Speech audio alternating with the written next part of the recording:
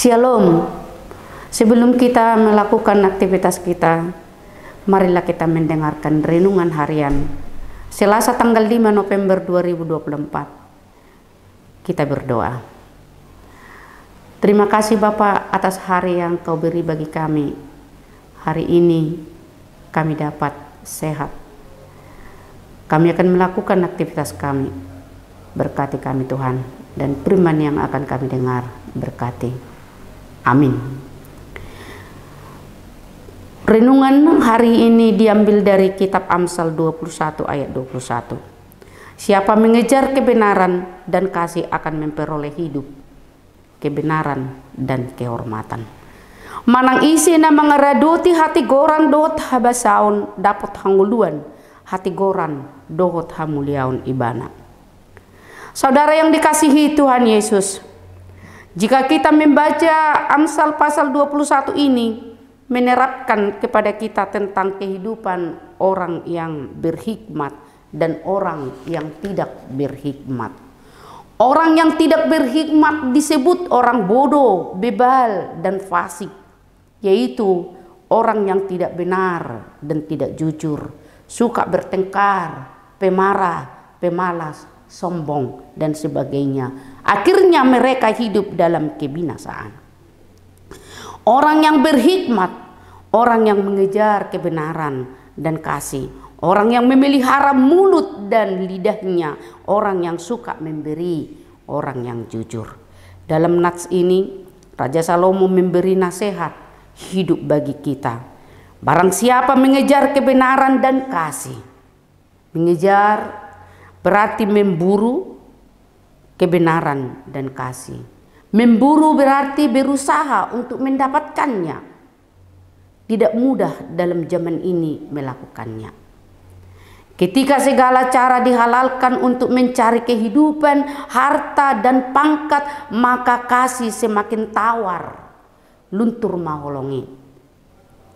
Kompetisi yang semakin ketat di dunia ini membuat orang lupa menjunjung integritas dalam berinteraksi dengan sesama sehingga tidak gampang melakukannya. Saudara sekalian yang dikasihi Tuhan Yesus Kristus, apa itu kebenaran dan kasih? Yohanes berkata bahwa kasih itu adalah Allah. Dalam 1 Yohanes 4 ayat 16, Allah adalah kasih. Dan di dalam Yohanes 14 ayat 6, Yesus Kristus adalah jalan dan kebenaran. Yesus Kristus adalah kasih dan kebenaran. Mari berusaha untuk mendapatkan, untuk memperoleh dengan penuh perjuangan. Ada 3 hal yang diperoleh orang yang berusaha, yaitu kehidupan.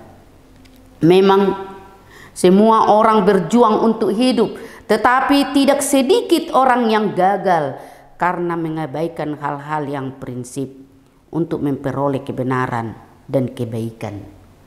Sama halnya orang yang hidup harus memiliki jiwa dan roh. Itu sesuai yang kita dapat terpisahkan. Roh Kudus bekerja untuk memperoleh hidup dalam kebenaran dan kebaikan. Kebenaran. Dalam Yesaya 32 ayat 17 dapat kita lihat, orang yang hidup dalam kebenaran akan tumbuh damai sejahtera, ketenangan, dan ketentraman. Itu efek dalam kebenaran. Kehormatan. Kehormatan adalah sesuatu yang pantas dan wajar bagi setiap orang yang hidup dalam kebenaran dan melakukan kebaikan. Nah, semuanya itu dapat diperoleh bukan karena usaha kita sendiri atau pekerjaan kita atau nilai-nilai yang diberikan orang di sekitar kita. Tetapi kita dapat memperolehnya dengan berusaha mengejar, melakukan kebenaran dan kebaikan dengan takut akan Tuhan. Amin. Kita berdoa. Terima kasih Bapa yang di surga, atas firman yang begitu indah yang Kau beri bagi kami hari ini, untuk dapat mengingatkan kami melakukan kebaikan, melakukan kasih dan setia hanya kepadamu.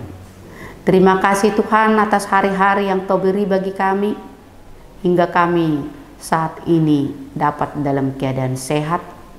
Kami percaya akan tuntunan-Mu dalam melakukan segala aktivitas kami.